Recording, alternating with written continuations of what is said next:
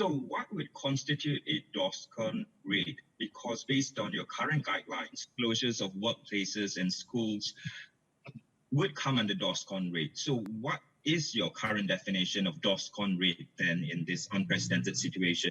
And how far or how near are you to a lockdown? Because many Singaporeans would effectively see this as a lockdown. DORSCON reflects our risk assessment as to what the local situation is like, and as what Minister has explained already.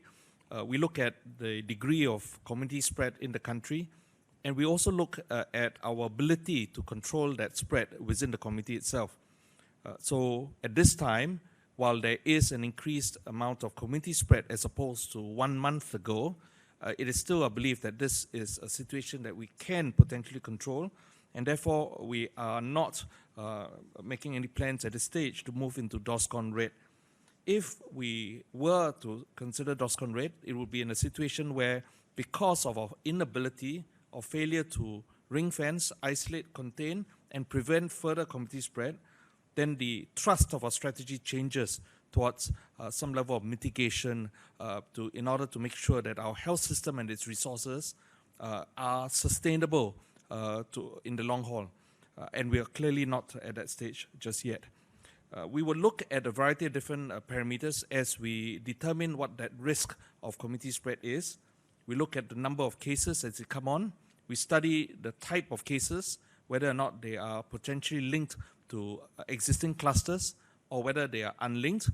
And as further investigations carry out, we look at our success at being able then to establish these links to these clusters. We look at our ability to prevent further spread even within a cluster to ensure therefore that there are no further transmission that occurs after we've made an attempt to ring fence and isolate.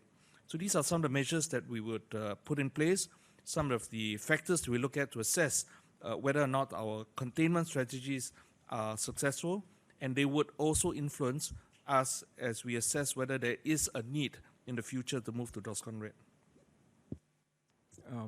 Just a quick response to the point about a lockdown and the question whether this constitutes a lockdown.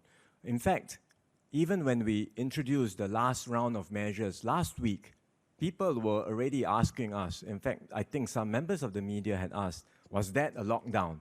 So rather than,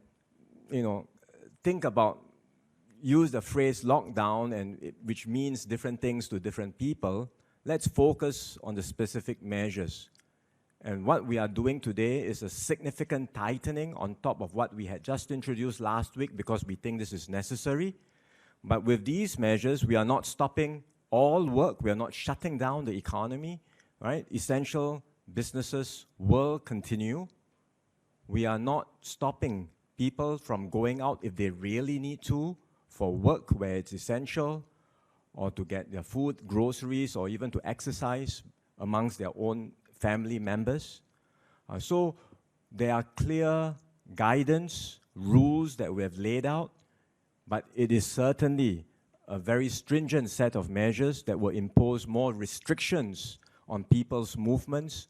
And so once again, we call on everyone to cooperate, to work with us, and to show in this time of crisis that Singaporeans can be resilient, can be united, and we all can be disciplined in doing what is necessary to protect ourselves and save lives. Just one question I realized I didn't answer on the earlier question on IT infrastructure, whether there would be a constraint. We did consider that, so we have consulted our colleagues at MCI, and they have assured us that we do have the IT infrastructure to cope with the increase in usage. And that's because we have invested over the years in significant infrastructure, including in fiber, broadband fiber into people's homes.